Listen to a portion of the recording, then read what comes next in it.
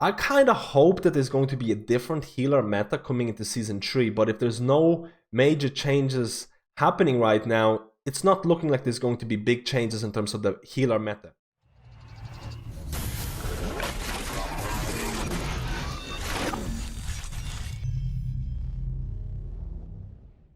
Hello guys, welcome to my new video, and today we'll be continuing with the sweet prediction videos for healers, and today we'll be talking about Mythic Plus and my healer predictions for the healer meta. Now, I know that this video is kind of aimed at people who are looking to push hierarchies, and when I talk about hierarchies, I'm talking something like 20 plus, where class balance, healer balance really comes into effect.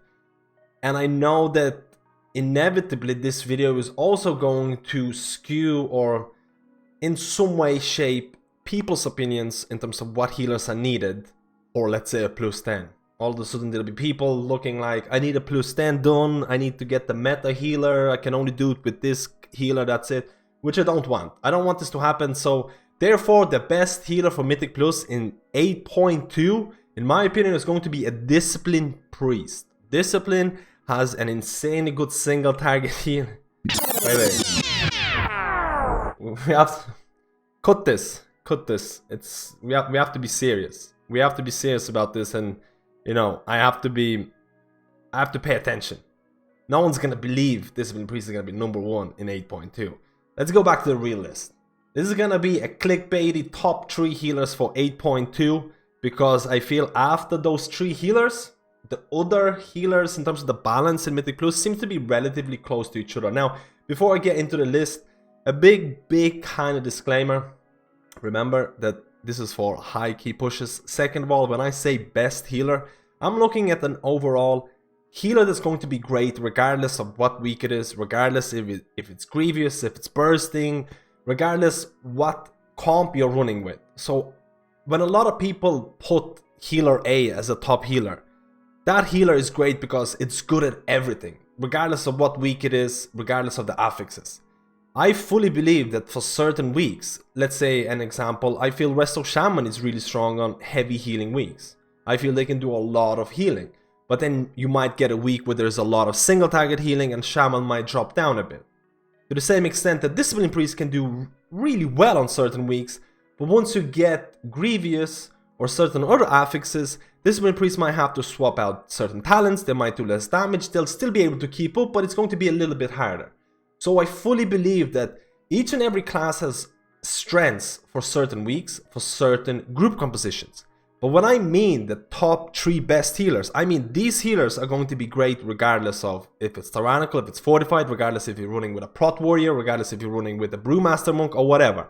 This kind of ranking is for people who don't have enough time to maintain multiple alts. They just want a healer that's going to be great for everything in terms of Mythic Plus. And if they're looking forward to push really high content in Mythic Plus, trying to get those world hundreds or whatever, or getting like really high keys, these kind of healers will have potential to bring you there faster. And I just hope the community perception is not going to disregard anyone not in this list. So keep this in mind. So first of all, before we go into the list again, there is a new Mythic Plus affix, Beguiling. You get 3 ads, you get emissaries and their decrease, you get the enchanted emissary, you can see it here. You can see that it can be pushed back, like a Resto Druid, you can have like Moonfire on it, you can use Typhoon, as a Mistweaver you can have Ring of Peace, which is great. You can already see these healers, you know, emerging is a bit better.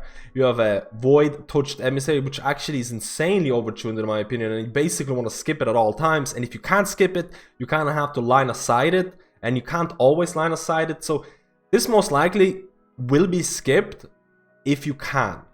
And then you have Emissary of the Tides, which basically prevents the mobs around it from being CC'd, interrupted, whatever. The Emissary itself can be CC'd, so things like paralysis and things like that are very strong for this. So straight away you can see that, you know, there isn't a really huge benefit that each healer is going to bring with the new affix.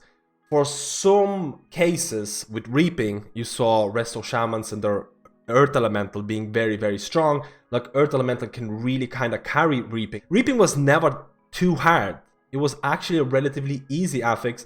So Resto Shaman Earth Elemental was nice to have, but not must to have. So therefore in 8.2 Resto Shamans, at least their Earth Elemental is not going to have the same impact, so you can see where I'm going with this already. But first of all, number 3 in this ranking of healers is going to be Holy Paladin. And I can go back to 8.15 data that's already here. Again, this is old data right now, but if you look at plus 15 keys and up, you can see that the balance is okay, except for, you know, the one healer. That's, you know, everything's all right, except for this one here. And then if you go to 20 and up, you can see that, you can see where I'm going with this. But you can also see that Paladins are there, and you can also see Mistweavers are there. If we look at patch 8.2 in terms of the essences for healers in 5-man content, it's really hard to predict which ones are going to be strong. There's quite a few contenders in this kind of, you know, 5-man scenarios, and you have to consider that Blizzard basically rebalanced all of the essences a day ago. And you could see that in my raid healing video where I talk about some of the essences that are strong for raids.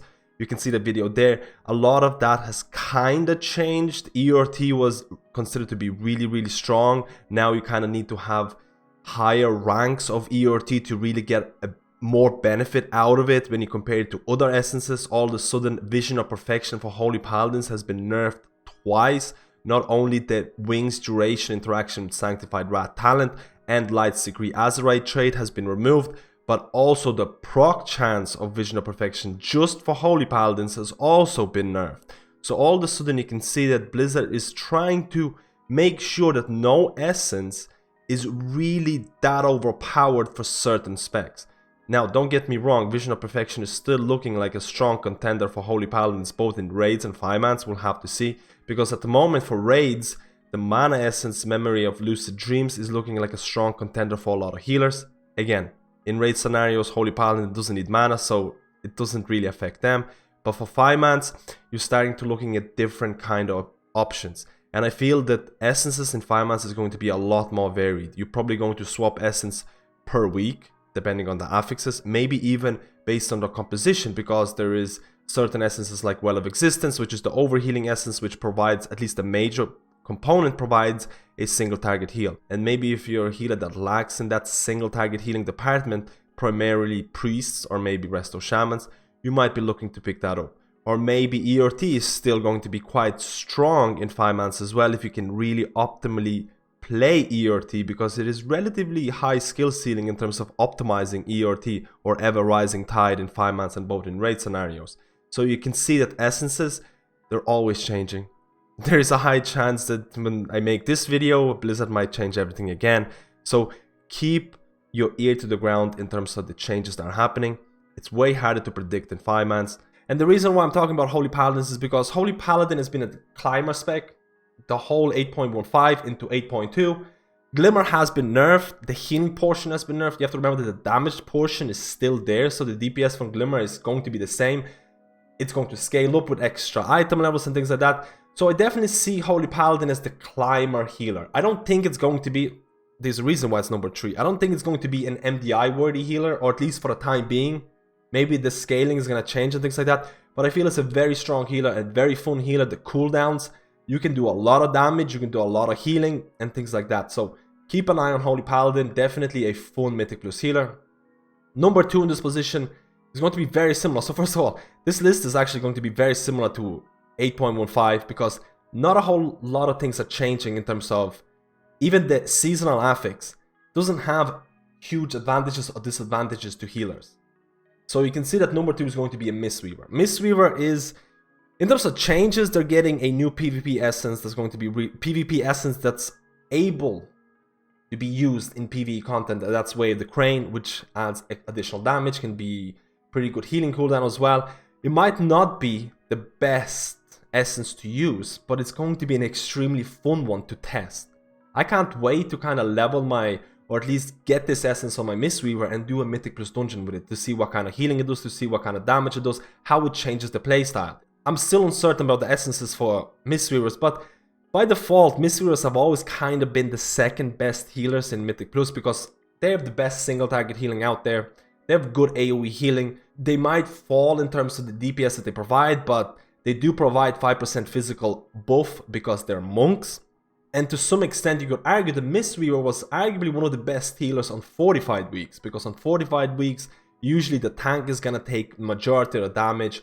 Mistweaver can really deal well with that single target healing. Where they kind of fall down is their mana regen, their, you know, the way that they take care of mana in high tyrannical keys. A lot of the times, if you're pushing really high tyrannical key, you kind of want to swap over to Resto Druid because they're better at mana management and things like that. But Mistweavers overall have always been a pretty good Mythic Plus healer. We'll have to see how these essences to do with mana might scale for Mistweavers in Mythic Plus, depending on whether it's tyrannical or fortified, but I would still place Mistweavers as the second best choice here.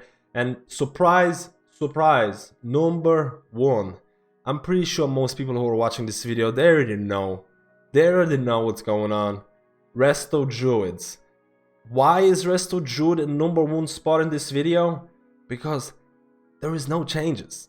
There are no nerfs, there are no buffs, there is nothing in terms of Druid balancing. The only things that might change how strong or weak Druids are is essences. And to be completely honest, they seem to be doing pretty well with the new essences.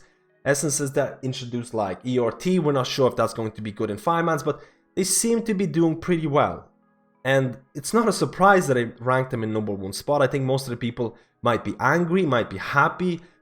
So Resto Druids are still looking like they're going to reign, because look at the damage they do, look at the healing that they provide, healing on the move. To some extent you can see that maybe tank balance is going to change, maybe Guardian is going to come in, maybe Blood Decay is going to be more viable, maybe Balanced Druid is going to be there because of the single target burst potential for Beguiling, and all of a sudden you might not even need a Bal Res.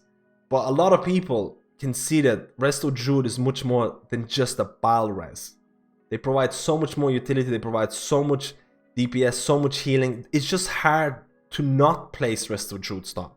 Believe me, I kind of wish there was other healers who would climb up, who would be better. I would love to see other healers in MDI. But if there's no changes, I don't see how that's possible. And I would love to hear your opinions on this. I would love to hear your arguments about this. Like I mentioned before, this is only top 3 healers because I feel other healer or other healing specs are quite close to each other, that I couldn't really rank them properly. Like for example, I feel Resto Shaman can be really strong in certain weeks. I could have maybe placed Resto Shamans in the 3rd spot.